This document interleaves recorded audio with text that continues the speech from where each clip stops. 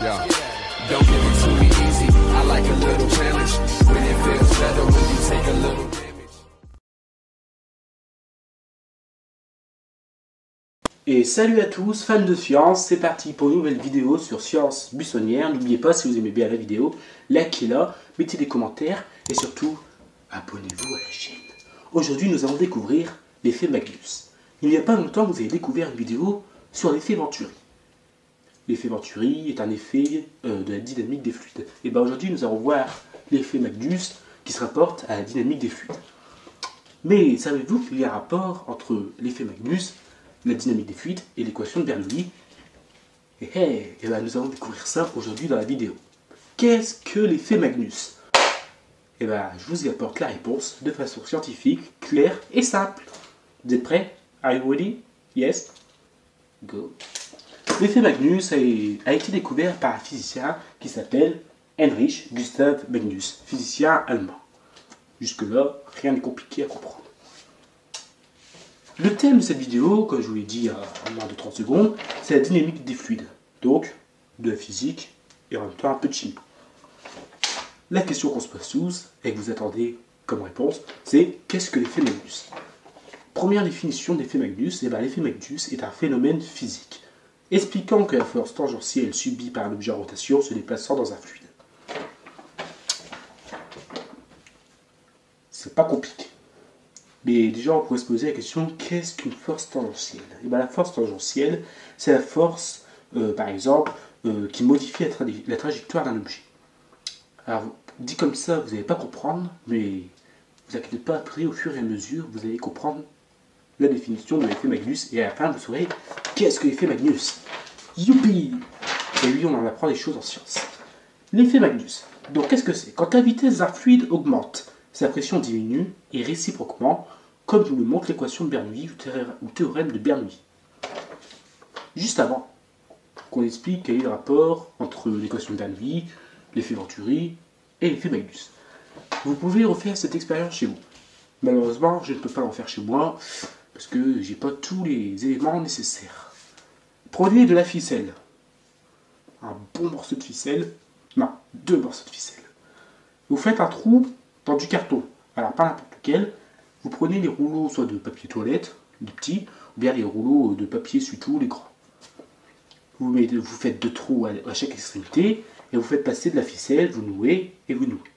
Vous accrochez ça à un mur, par exemple. Et vous faites remonter le rouleau. Lâchez-le. Et regardez qu'est-ce qui va se passer. Vous ne savez pas? Réponse. En fait, ce qui va se passer, c'est que le rouleau, on croit tous qu'il va partir en direction perpendiculaire. Net. Il ne va pas partir en direction perpendiculaire, il va faire une légère courbe. Donc ça veut dire que partir comme ça, il va partir un petit peu courbé. Et puis après, vous avez peut-être vu cette vidéo d'un youtubeur qui lâche un ballon juste au-dessus d'un barrage. Regardez bien la vidéo, vous voyez le youtubeur, juste avant de lâcher le ballon, il le fait tourner. Donc le ballon tourne, il est en rotation, et il le lâche. Et si vous regardez la fin de la vidéo, c'est spectaculaire. Le ballon ne va pas tomber perpendiculairement au sol, il va tomber en forme de courbe. C'est ce qu'on appelle la force tangentielle. J'espère que jusque-là, tout le monde a compris et que j'ai perdu personne. Maintenant, je vais vous expliquer quel est le rapport entre l'équation de Bernoulli, l'effet Venturi et l'effet Magnus. Forcément, c'est la vidéo sur laquelle on est en train de traiter le sujet. Et bien alors, le rapport, qu'est-ce que c'est? Et bien en fait, tout simplement, d'après l'équation de Bernoulli, on sait que la pression d'un fluide comme l'air diminue lorsque sa vitesse augmente et réciproquement. C'est pas compliqué à comprendre. Comme la rotation d'un objet modifie la vitesse de l'air autour de lui en se déplaçant par rapport à l'air, où l'air se déplace par progression et donc modifié. Bon, on va faire simple. Le ballon, lorsque vous le lancez, mais vous inquiétez pas, vous pouvez voir des images juste en dessous. Le ballon, lorsque vous le lancez, il va pas, si vous le faites tourner sur lui-même, vous lui faites au ballon une rotation, c'est-à-dire que le ballon il va tourner sur lui-même à la fois. Voilà. Et ben, vous voyez les petites flèches qui tournent?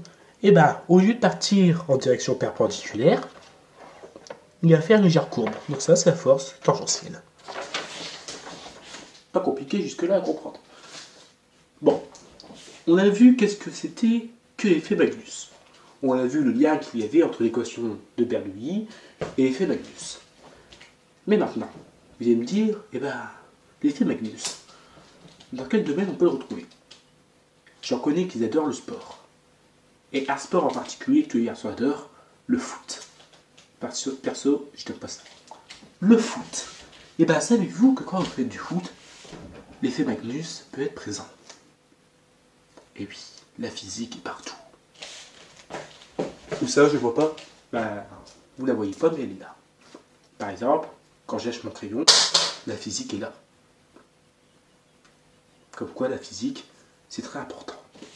Et en fait, au foot, par exemple, lorsqu'un joueur brosse la balle de l'intérieur avec son pied droit, par exemple, celle-ci va dévier forcément à l'opposé, c'est-à-dire à gauche. Dans le sens contraire, lorsqu'un joueur brosse la balle avec son pied gauche, ça va partir à droite. Brosser, ça veut dire qu'on tape, mais en même temps, le ballon fait une rotation. Et donc on a vu que lorsqu'on lâche un ballon en lui faisant faire une rotation, il décrit une courbe. C'est pour ça que lorsque un joueur tire dans un ballon et qu'il le brosse, le ballon va repartir de façon perpendiculaire, verticale. Verticale c'est comme ça, oui, horizontale c'est comme ça, désolé. Non, horizontale c'est comme ça, verticale c'est comme ça. Je m'embrouille un petit peu. Il ne va pas partir de façon horizontale, mais plutôt sous la forme bien courbée. L'effet Magnus est donc présent, et donc il est bien vérifié. Explication physique, pour ceux qui sont plus accros à la physique et qui sont super forts dans la matière. Moi je suis bon en physique, mais pas pour les calculs. Les calculs, je déteste. Pendant cette trajectoire, le ballon est soumis à un mouvement de rotation sur lui-même. Le ballon va tourner sur lui-même. En appliquant l'équation de Bernoulli ou bien le théorème de Bernoulli à l'air qui l'entoure, le ballon est modifié par frottement. C'est simple. La vitesse de l'air. Donc c'est-à-dire que, en fait, lorsqu'on applique l'équation de Bernoulli à l'air qui entoure le ballon, il va être modifié par frottement la vitesse de l'air. Mais alors, vous allez me poser comme question, on retrouve cet effet dans quoi? D'abord, on peut le retrouver dans plusieurs secteurs. Par exemple, dans le secteur maritime. Pour la propulsion de ce qu'on appelle des navires à rotor Flettner. Alors après, j'ai pas l'accent, donc je ne sais pas si on dit Flettner ou Flettner. Ceux qui sont bons en anglais, vous me le direz dans les commentaires. Mais déjà, qu'est-ce qu'un bateau à rotor Flettner? Alors, je ne pense pas que vous ayez déjà vu ça, mais figurez-vous que l'utilisation de l'effet Magnus a été proposée pour mettre au point des systèmes de propulsion à rotor Flettner. Alors, qu'est-ce qu'un rotor Flettner? En fait, un rotor Flettner, c'est un gros cylindre verticaux qui est mis en rotation lorsqu'il y a du vent. Donc, capable de produire une poussée longitudinale lorsque le vent est sur le côté. Comment on peut imaginer ça?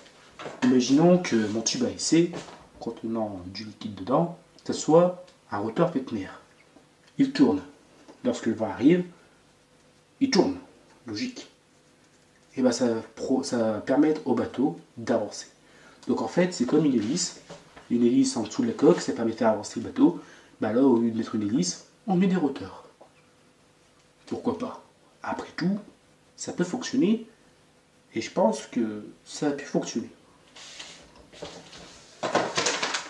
Ensuite, on peut retrouver dans le secteur de l'automobile, pour tous ceux qui sont fans de voitures. Donc par exemple, les voitures du futur pourraient rouler avec des ailes à effet Magnus. Pourquoi pas? Donc c'est dire, comme pour les rotors Flettner, ce serait des cylindres. Cool. On peut le retrouver aussi dans le secteur sportif, pour tout ce qui est sport de balle, le basket, le foot, le golf. Et ensuite, on peut retrouver dans le secteur aéronautique, par exemple, pour un appareil capable de voler en stationnaire sans pale. Hein? Un appareil qui vole sans pale? Et bien comme d'habitude, avec des cylindres. En aéronautique, on planche sur ce sujet car c'est très intéressant et ça limite aussi les forces de frottement. Donc cet effet est également utilisé comme moyen de sustentation ou de propulsion. Donc cet effet est un effet très intéressant que les physiciens sont en train de pencher dessus. Donc c'est un effet qui n'est pas négligeable. Il peut être utile pour la science. Voilà. Donc je vous ai présenté l'effet Magnus. Donc maintenant vous savez pourquoi les balles ne vont plus en ligne droite si on lâche par exemple un ballon en le faisant tourner sur lui-même. Je voulais absolument faire la vidéo sur l'effet Magnus parce que je trouve que c'est un effet mortel, délirant, et que ça peut être intéressant pour certaines personnes. Alors bon, forcément, dans la vie de tous les jours, je pense que vous en foutez un peu lorsque vous jouez au foot de savoir que l'effet Magnus est présent, mais pour certains, pour leur culture scientifique, ça peut être intéressant. Pour moi, la vidéo s'arrête maintenant, mais vous inquiétez pas, je continue ma série Les effets scientifiques, et bientôt vous aurez un autre effet scientifique à découvrir. Celui-là, il est très connu, c'est ce qu'on appelle l'effet Joule, et non pas l'effet Joule. Oui, l'effet Joule. On l'a déjà fait. L'effet Joule, l'effet Joule. Voilà, donc vous découvrirez l'effet Joule de James Prescott Joule, un physicien anglais. Voilà, j'espère que vous avez aimé la vidéo sur l'effet Magnus. Si vous avez des questions, n'hésitez pas à m'envoyer des snaps, des SMS, ou à les mettre dans les commentaires. N'oubliez pas de liker la vidéo, abonnez-vous à la chaîne pour ceux qui ne l'ont pas fait, et ceux qui découvrent la chaîne, n'hésitez pas à me faire des remarques. Et il est toujours possible que dans des vidéos, il y ait des erreurs, donc si vous rencontrez une erreur dans la vidéo et que vous êtes un expert en physique, forcément je ne suis pas un expert, et ben, n'hésitez pas à le marquer dans les commentaires. Au moins, ça me permet en même temps d'apprendre des nouvelles choses, ou bien de pouvoir corriger l'erreur. Voilà, j'espère que vous avez aimé la vidéo. On se retrouve bientôt pour un autre épisode de Sciences buissonnières, les effets scientifiques. Mais ne vous inquiétez pas, je fais toujours des vidéos tout simples, Sciences buissonnières. Voilà. Donc ça, c'est une catégorie que j'ai inventée en hommage aux effets scientifiques les plus délirants, les plus intéressants, et les effets scientifiques du quotidien. Voilà, j'espère que vous avez aimé la vidéo. A bientôt, et n'oubliez pas, la science est un plaisir, et c'est pas la peine d'en déguster à petite dose. Ciao.